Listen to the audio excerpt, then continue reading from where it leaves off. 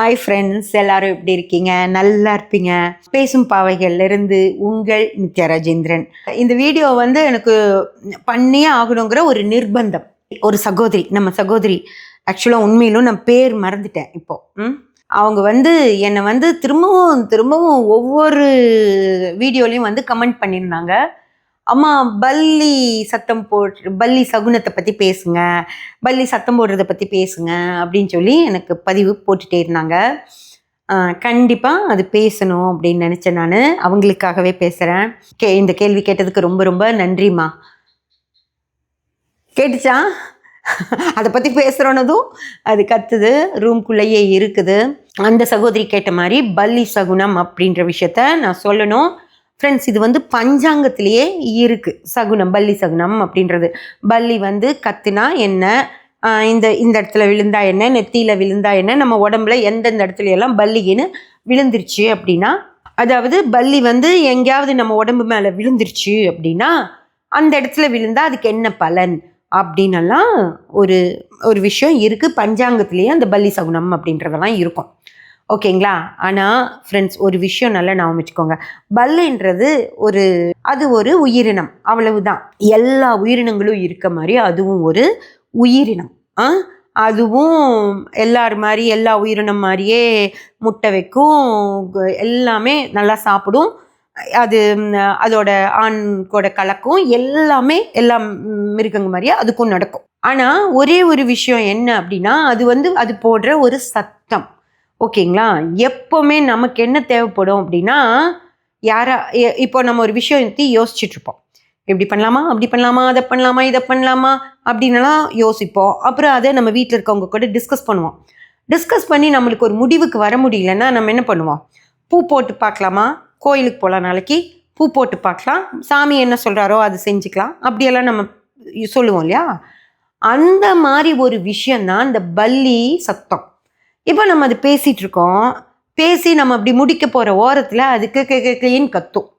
அது கத்திச்சுன்னா உடனே பல்லி நமக்கு இது சகுனம் கொடுத்துருச்சு, ஆமாம் கரெக்டுன்றுச்சு அப்படின்னு.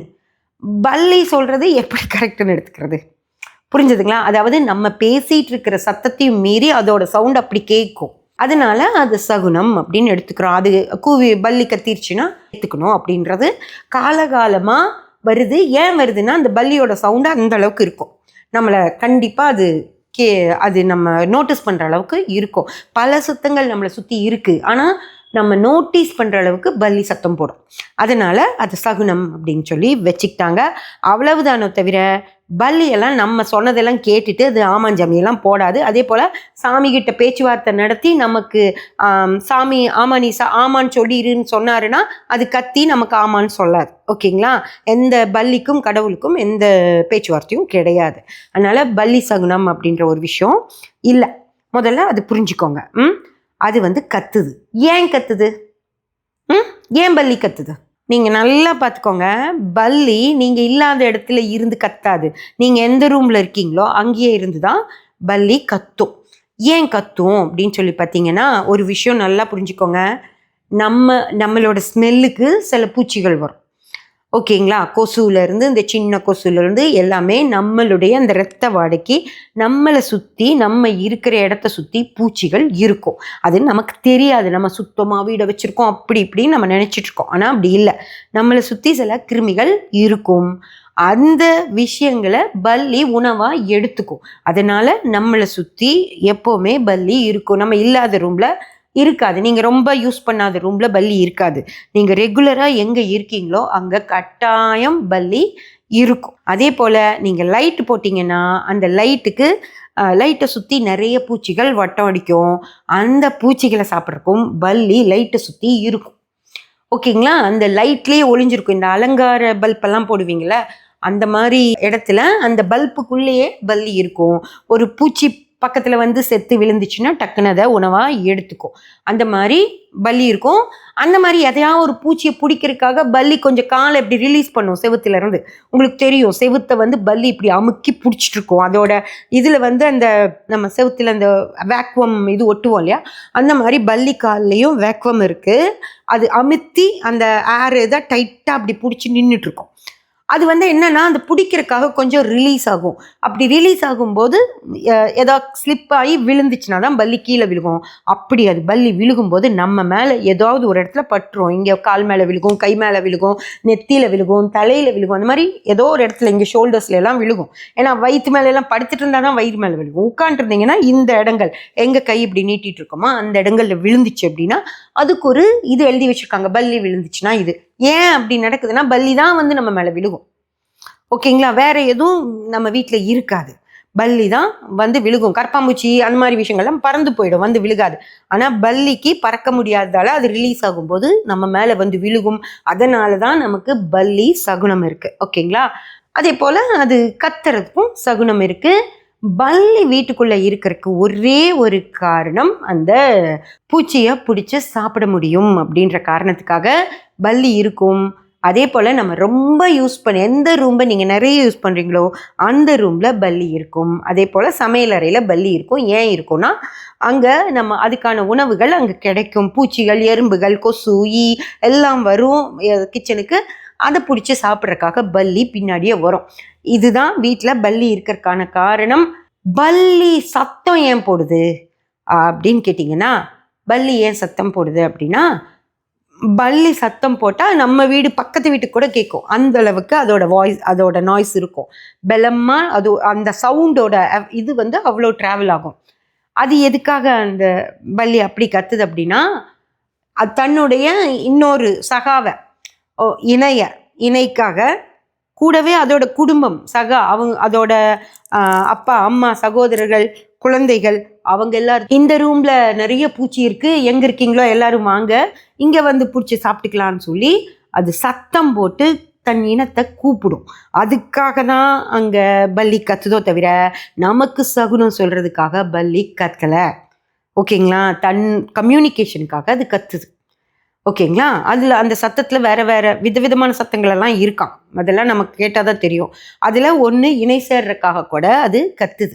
அந்த மாதிரி பல்லி தன்னுடைய தேவைக்காக அது முட்டை வைக்கிறதுக்கு கொஞ்சம் முன்னாடி எல்லாமே அதுக்கு விதவிதமான சத்தங்கள் அதுக்கு இருக்குது.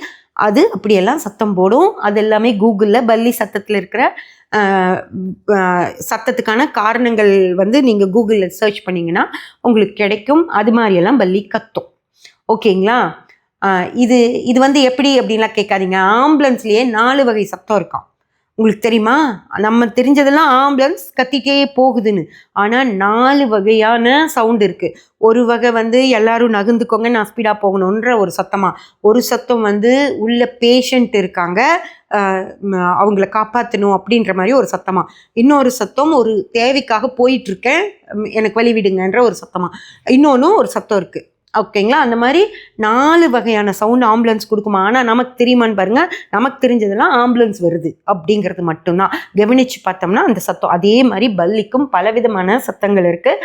அந்த மாதிரி பல்லி கத்தும். அப்படி பல்லி கத்துறது அதோட தேவைக்காக மட்டும்தானோ தவிர நமக்கும் பல்லிக்கும் எந்த இதுவும் இல்லை, எந்த சகுனமும் இல்லை. மேலே விழுந்துச்சுனாலும் பல்லி விழுந்துச்சுன்னா அது ஒரு மாதிரி இருக்கும். எனக்கெல்லாம் பல்லி பார்த்தா அரிகரிப்பு. அதனால அப்போவே ஏதாவது போய் சோப் போட்டு தேய்ச்சி கழுவிட்டு வந்துடுவேன், இல்லை குளிச்சுட்டு வந்துடுவேன். அந்த மாதிரி பல்லிக்கிட்ட எனக்கு ஒரு அரிகரிப்பு இருக்குது. அவ்வளவுதானோ தவிர மற்றபடி பல்லி எங்கே பார்த்தாலும் நான் எதுவும் பண்ண மாட்டேன். அது பாட்டுக்கு ஜாலியாக எங்கள் வீட்டில் இருக்கும், போய்க்கும், என்ன வேணால் பண்ணிக்கும். அந்த மாதிரி பல்லியை பார்த்தா நீங்கள் எதுவும் பண்ணாதீங்க, விட்டுருங்க. அது இருக்கிற வரைக்கும் இருக்கட்டும். பூச்சி தீந்துருச்சுன்னா அது போயிட்டு வரும், அடுத்த நாள் வரும். அந்த மாதிரி எங்கேயாவது இருக்கும். அதனால் எங்கள் வீட்டில் வந்து நாங்கள் குருவி கூடு கட்டினாலும் நாங்கள் எதுவும் எடுத்து போட மாட்டோம், தொடவே மாட்டோம். குருவி அதுவாகவே குட்டி பெருசாகி அந்த முட்டை வச்சு குஞ்சு பொறிச்சு அந்த குஞ்சுக பறந்து போகிற வரைக்கும் அதுவாகவே எங்கள் சன்சைட்லெல்லாம் வைக்கும். அது விட்டுருவோம். அது போனதுக்கப்புறம் அதோட அந்த குப்பையை மட்டும்தான் எடுத்து வெளியே போடுமோ தவிர குருவி இருந்தால் நான் எதுவுமே செய்ய மாட்டோம். இந்த குருவி விஷயம் எனக்கு எப்படி டக்குன்னு நான் வந்ததுன்னா, ஒரு விஷயம் நடந்துச்சு. அது உங்களுக்கு அடுத்த பதிவில் கொடுக்குறேன். இது ரொம்ப பெருசாகிடும். அடுத்த பதிவில் உங்களுக்கு அந்த கதை என்னன்னு நான் சொல்கிறேன். இப்போ வந்து பல்லி கத்துனா ஒரு பிரச்சனையுமே இல்லை. கேட்ட சகோதரிக்காகவே இந்த பதிவு. ஒரு பிரச்சனையுமே இல்லை. பல்லி சகுனம்ன்றது ஒன்று கிடையவே கிடையாது. பல்லி மேலே விழுந்தால் எந்த பிரச்சனையும் கிடையாது. ஓகேங்களா? அதனால் ஜாலியாக இருங்க. பல்லி பாட்டுக்கு இருக்கட்டும், நம்ம பாட்டுக்கு இருப்போம். சப்ஸ்கிரைப் பண்ணி பெல் பட்டன் ப்ரெஸ் பண்ணி வச்சுக்கோங்க. அப்போ தான் நான் போடுற எல்லா பதிவுகளும் உங்களுக்கு கிடைக்கும். லைக் பண்ணி ஷேர் பண்ணி கமெண்ட் பண்ணிங்கன்னா எனக்கு சப்போர்ட்டிவாக இருக்கும். Thank you friends.